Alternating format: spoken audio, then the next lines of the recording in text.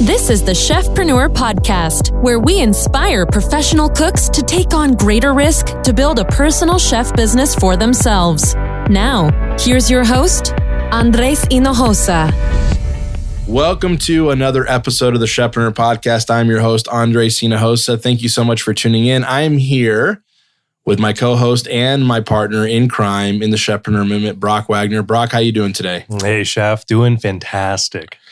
That's awesome. We are excited to be bringing back the podcast. We appreciate you guys tuning in and listening. We're going to be bringing you some amazing content. And before we get into right into today's episode, we wanted to just again say thank you to all of you in our community. We know that 2020 was a tough year for a lot of chefs and cooks, but to be honest with you, the Chefpreneur business is booming. But we just wanted to send a shout out to everyone out there that, again, is an avid listener to this podcast, as well as watching our videos on YouTube and part of our Chefpreneur movement group. And by the way, if you are not a member of our Facebook group, it's a free group to join. It's a great community. If you just head over to facebook.com and type in the Chefpreneur movement, you'll see that group. You go ahead and just request to be in the group, and you'll answer a few questions, and we will approve your request and get you in the community. There's over 4,000 chefs in that group now, so it's an amazing thing to see as that flourishes. You'll be able to just connect with other like-minded chefs and individuals that are looking to start a personal chef business. So today on this podcast,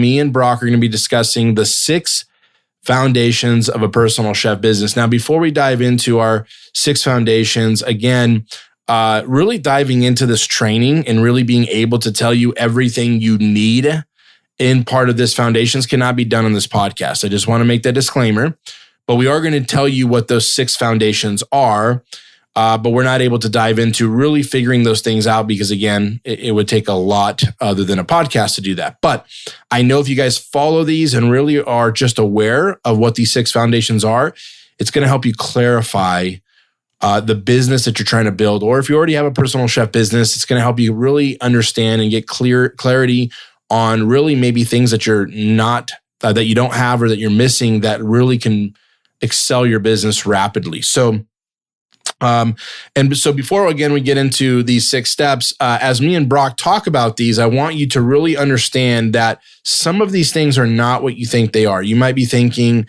Chef, I really just need customers. I need this, I need that, I need a website. All those things are great, but really, unfortunately, there's a lot of steps before that you might be missing before you even dive into the websites, before you dive into the marketing, before you're out there really, quote unquote, spreading your brand all around. And again, we're going to talk about those 6 foundations today. All right. So number 1 foundation you need to have in a personal chef business, which again, one of the number 1 things that I've seen as I've coached and mentored hundreds of chefs now is that they're confused about their niche. All right. Their niche.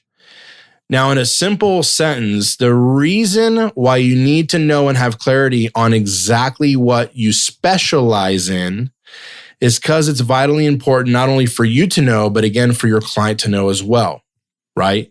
Think about that for a minute. If you don't even know what you're kind of specializing in, how's your client going to know? And if that's the case, how's the right client going to know, right? And so most of us do not think about that, right? Wouldn't you say, Brock, how many businesses are really actually clear on their niche? Like, let's think about that. Only the best. Only the best, right? It's a vital foundation. It's a vital step, not only in any business, but especially a personal chef business. Explaining that even a little deeper, the word personal chef is personal, right? So our clients are usually hiring us, again, not because they're hungry, because if that was the case, they'd order Uber Eats or DoorDash, or they just make themselves a quesadilla at 1 a.m. like I do sometimes. But really, it's about what it is that they're really wanting out of the experience. Again, they're hiring you as a personal chef for a very specific reason, and you have to know what that is. Brock, why don't you explain to some people a couple of examples of possibly a business that is really, really dialed in their niche? It doesn't have to be a personal chef business, but what are some of your thoughts? Yeah, I think One of the companies that comes to mind immediately is one that you just said, actually. I mean, think about it. It's like DoorDash or Uber Eats, right? You'd think that they're serving everybody, but that's not true, right? If you think about it, who is Uber Eats and DoorDash? Who are they serving? They're serving people where? Where are they at? They're in their house, right? They're not wanting to go out to a restaurant. They're wanting to order something, have it delivered. Same thing with Grubhub. Same thing with, even Instacart, right? Those companies have their niche dialed in. They're looking for people who are shopping. And this will eventually, we're going to talk about the second thing, the second foundation. So this is going to lead into that. But they have their niche dialed in, whether you think they do or not. They know who their prospective clients are going to be. They know potentially at what time of the day they're going to be home, when to hit them with ads. That's the thing that having a specialized niche is going to do, is it's going to help you to know where are they at, why are they there, what they want, what they're looking for. And I think that's what is really the most important piece about the niche, is that it just allows you to dial into your specific client and know everything there is about them. So for instance, with a personal chef business, right? If you know your niche and you have a niche that is specializing in treating diabetes, for instance, with a healthy diet, right? You're creating food and creating experience around serving those who are looking to handle that diabetes, to better put that under control, to make themselves healthy. And when you know that, you know how to tackle that. You know what words to use, you know what things to say, you know how to address them. And it helps with the whole aspect of bringing them into your world, because your world is their world. And I think that's what's really important about a niche. So that's, those are the things that come to my mind. Yeah, exactly. No, that's great. Exactly. Case in point is, and Brock just used some great examples. And like he said, it leads into the second foundation of a personal chef business, which is your ideal client. See, once you know what you specialize in, you now know who you are and what you specialize in. And now you can get really clear on who then you're going to serve. Like Brock said, DoorDash is not marketing to someone who is wanting to go to a restaurant to eat. Because obviously if that was the case, they wouldn't have DoorDash go pick up the food from the restaurant and bring it to their house. So you have to understand that if you don't have clarity on your niche, you're not going to be able to really have clarity on who you serve in your ideal client. And one of the things that I've always seen in any kind of business, but especially in a personal chef business, is that if you're marketing to everybody, you're marketing to nobody. And once you're niched in, you can really find your ideal client. You start to get really clear on who that is. And that could be from demographics. It could be from psychographics, meaning, are they people of faith? Are they readers? Are they, what magazines do they read, and different things like that. You can get into, there's a million ways you can size them up, but you're going to start being able to put those things together now that you have your niche, right? So again, first foundation is your niche. Your second foundation is your ideal client. Now that we have figured out, we've gotten clear on what we specialize in, and now who we are going to serve, you now need to have clarity on your offers, your services, and your pricing. Now, most of you might not have ever heard the word offers. And an offer is really basically like a package thing that you give them. And I'm not saying like a package thing, like, again, it could be like, spaghetti dinner with, garlic bread and salad. Yes. But an offer is really of what are you offering me for the needs that for the needs that I have, or why I'm reaching out to you. So again, like Brock mentioned, the example of a chef who is maybe focused on nutritional food to cure diabetes with food, right? The offer that you're going to give them is going to line up with that of what they're looking for, right? So someone who's probably wanting to eat better is not being like, hey, come cook a 5-course chef-inspired meal every single night in my house to help me with my diabetes. Now, maybe there might be a 0.1% of the population that'll do that. But realistically, it's probably going to be like a meal prep delivery, or it's going to be a package item where it's like, hey, I can come in and do 20 meals for you that you can freeze. I cook them in your home and they're all diabetic friendly. You can pull them out of the freezer, you can pull them out of the refrigerator and take them to work and warm them up. So again, that's kind of part of an offer, which is leading into, again, your services and your pricing. Now, one of the biggest things that we get in our community, and I would assume Brock would agree with me on this because we see it all the time, is a lot of you really feel like you struggle with your pricing. And a lot of times it really doesn't have a lot to do with you being confused on literally putting a number on a piece of paper. a lot of time is that you're not seeing the value that you're providing, which again, gives you confidence from knowing your niche and finding your ideal client and then knowing what you're going to offer. So then you can put a price behind it, right? And so those are the first 3 major foundations out of the 6. And the reason why I say the first 3 is those first 3 are really the pillars, right? Because the next 3 that we're going to talk about are equally as important, but you can't actually have the other 3, in my opinion, without the first 3. Okay, so again, we're putting these in order from 1 to 6 so that you understand what it is that you need to have a solid foundational personal chef business. And when we mean by personal chef business or a solid foundation or a successful one, I mean, we're talking about, you can maybe equate it into, I guess you would say growth as in sales wise, but I would say it's going to be really hard to get a $100,000, a 6-figure personal chef business without having these foundations in place, because you're going to just be cooking for anybody and everybody. You're going to be using some of your talents. You're not going to be really understanding who you're serving. And so you'll make money, but you won't really build a real business. So with that being said, we're going to move on to number 4, which is the mission statement. This is another foundation. Now, again, I just talked to you guys about how your first 3 are very vital in understanding how to get to your next 3. Okay, so now that you have your niche, you now have your ideal client and your services dialed in, you want to create a mission statement. And simply a mission statement is a short statement of why your business exists. And it's to keep you on track so you don't stray away from your mission. Again, going back to the example that Brock used, if you're a chef that is serving people with diabetes, you're probably not going to go out and then be like, oh, here's my French tart I made you. And like, oh, is it sugar free? And you're like, no, it's full of sugar. Like, it doesn't match up with your mission, right? Or if you say like, oh, I'm going to start doing sushi for everybody, it's maybe there's like a low glycemic sushi you can specialize in, but I'm saying it's not really lining up with what you're doing. I'm trying to think if last year, like in the retreat, did we dive into the mission statement really well? We did, but I think that most people, it comes naturally once you have these other foundations in place.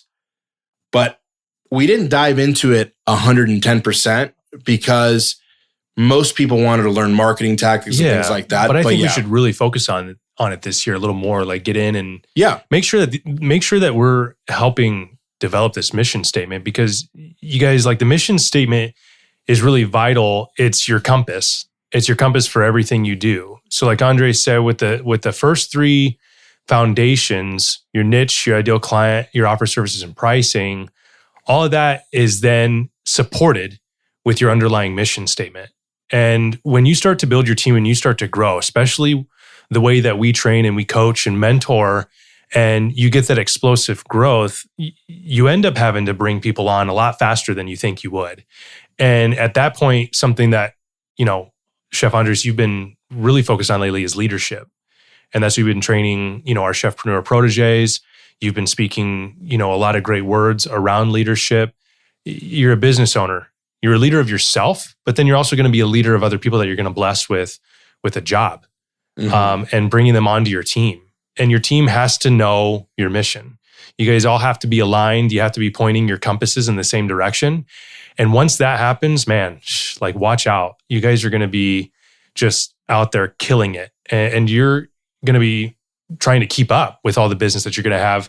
And know your clients aren't necessarily going to be like reciting your mission statement, or thinking about that. But when you have that mission statement, they're going to feel it. Yeah. And that's going to be really important. And that's what I always say, right? Like, a mission statement is actually not for them to read. It's for them to feel. You want a client to feel your mission. You want them to feel what you're all about. And you do that through the culture, but you also do that through everything we've already discussed, right? And so, and I love how Brock put it. It's really to guide everybody. And as you grow your team, and you might be thinking, Chef, right now I'm a solopreneur and I'm just kind of, doing my thing. I'm taking on a couple events. I want to really dare you to think bigger, because when you have these 6 foundations in place, it's actually inevitable that your business will grow. Because again, it's the pillars. It's just like the Bible says to build your house upon the rock, not upon the sand, right? So when you have your foundations in place and you have a solid foundation in place, it allows you to actually build on that much, much quicker, not only much quicker, but it actually allows you to actually just build on it. And so you start to find yourself having growth over a period of time when you really put these things into practice. And again, a mission statement is in an easy metaphor that I like to use. It's basically like those painted lines on a highway. It keeps you in your lane.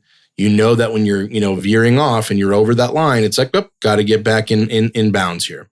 All right. So now that we have our first 4, we now need to go to number 5, and this is naming your business. Now, this is funny because this one should be really easy by now, right? If you know your niche and you know your ideal client, you know the offers, the services that you're providing in your mission statement, really naming your business should be pretty easy.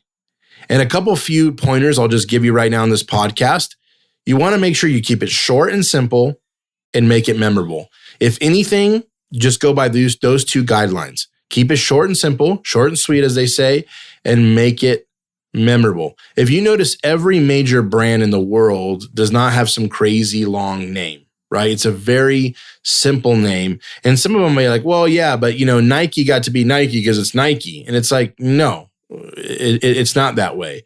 It's very specifically focused on a word. It really is just a word when you think about it, right? Because anybody in their right mind wouldn't think shoes when they think Nike when it first started, unless they have their niche, their ideal clients, and they start learning and putting out their offers out there, and they start showing people what it is that they can serve them with. Then Nike becomes associated with sports, athletes, right? The things that we now know Nike to be. So again, name your business. It should be easy by now. Some of you guys start with this step, and nothing wrong with that. However, it's not the best way. And you're going to find yourself in an uphill battle because you're going to have some name. For instance, if you use one of our protege program students, his name is Chef Daniel Knight. Shout out to Chef Daniel Knight with Date Night Dining. When he first came to us, he had Date Night Catering, right? And I was like, you do catering or you want to do personal chef business? And he's like, oh, yeah, I want to change my name. Notice how he had to just put a name out because that's probably what he started with when he first started his business. But now that he's gone through our process, Date Night Dining is the name. And now it signifies more a personal chef services. It signifies more what it's all about. And his last name is Knight, spelled with a K, right? So it's perfect. It's Date Night, right? So it's amazing. Yeah. The 6th thing is your business policies. Now, Brock is my operations executive, or COO, as you would say it. And really, business policies doesn't have to be complicated. Now, we're not going to be talking about business procedures, but business policies are really, really vital to your business. And now that we've laid out our first 5 foundations, we really just need to, in simple terms, figure out what's our promise to our customers, what's our commitment to our clients, which is our policies. I don't want you to think of policies as like this is some legal crazy document. It's basically just what's in place to tell your clients and to even keep you on track on how you run your business.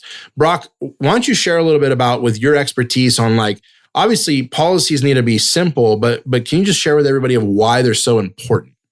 Yeah, policies are really important because it sets the expectations in a right way, in a good way. You have to know what it is your services are going to do for your clients. And it sets the expectations for them. They know things like what the deposit amount's going to be, okay? When you expect to receive the final payment, how many days that they have to pay for your final payment, right? It's like kids, right? I have 2 kids. Andres has 5 kids, okay?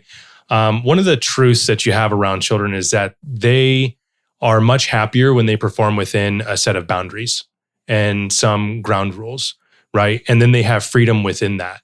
When you set up those really clear expectations with your clients, which is vis-a-vis policies, right? Your clients understand and know how to do business with you. And then you're also not left kind of hanging out there like that the client can just pay you whenever, that they can pay you however much. And it also helps you to make sure that your business is secure, right? And what I mean by that is, for instance, when you go to do your invoice and you create that first invoice and you let the client know, hey, our policy is that there's 50% deposit.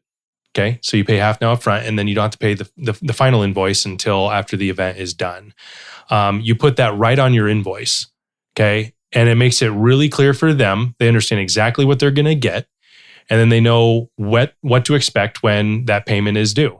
The other thing is for cancellations, right? You want to protect yourself, right? It's not some lengthy contract. We don't want anyone here doing any kind of contracts with the client. Hey, sign here, initial here. That is too much, way too much. But a policy is essentially like a contract, okay? In that they know that if they cancel the event within a certain amount of time, say 14 days, all right, well then, you keep the deposit, right? But then what you can do is, and Andres teaches this, right? There's ways about that you can use the deposit towards maybe a future event, something like that, right? And that's the service aspect of it. That's the over-delivering aspect of it. But you have to have those things in place so that if there was a cancellation, especially when you build your team and you want to protect the people that you have on your team, it's like they are relying on that event, right? And that is money coming into your business that supports your business, supports your team, and it allows you to keep serving your clients at the level that you want to serve, which is going to be really high if you're a true chefpreneur. Okay, so those policies are really important, you guys. And I would recommend having those, but keep it short and sweet. That way they just know what to expect. Awesome. Exactly. And so, listen, like we said, we want you to be successful in your personal chef business. We believe that if you follow these 6 foundations, you're going to have a level of success. I know we kind of told you what they were, but we didn't go deep into how to figure those out, because if we did, we'd have to be here for the next 2 days teaching you that material. But I tell you what, if you really want to build a successful personal chef business and you say, Chef, I want your help, I want your guys' help, we'd love to invite you to attend the Chefpreneur Mastermind Retreat. It's coming up in Orlando, January 28th through February 1st. And here's what you'll be learning. You'll be learning these fundamentals that, again, are needed to grow your personal chef business so you can create a blueprint to follow that you can actually take away with from the retreat. So not only do we teach you these in detail, but we do them with you. Okay, we actually figure this stuff out with you. So again, you can take that as a blueprint and go and build a very successful and profitable business. You'll also be spending time relaxing by the pool with your fellow chefpreneurs that are coming from all over the United States, creating bonds. One of the biggest takeaways that you'll get from this retreat is really the partnerships and the friendships that you're going to get, because they are lifetime. They are lifetime friendships. In fact, a lot of our retreat attendees and students have just become amazing friends. They've even done events together. They help each other. They got their own groups going on. So again, if you guys would love to join us for the Chefpreneur Mastermind Retreat in 2022, in the end of January, please text the word retreat to 619-304-6496. Again, that's text retreat to 619-304-6496. When you text that number, it'll take you through a few prompts. After that, what I'm going to do is I'll personally text you and text you back and set you up with one of our program advisors to give you all the details about the retreat and hopefully see you in Orlando. Again, guys, we are motivating, educating, and inspiring chefs to take a stand for their personal freedom by breaking the chains of a kitchen job to build your own empires. The future is yours and you need to put it in your own hands. We love you guys. Yeah, we love you guys so much. We thank you so much for tuning in this podcast and we can't wait to talk to you on the next episode. Take care. Guys. Thank you for listening to the Chefpreneur podcast, where we want to educate, motivate, and inspire as many chefs to become their own boss. Please subscribe to the podcast and join us every week to be part of the movement. To sign up for our free online web class, visit thechefpreneurwebinar.com.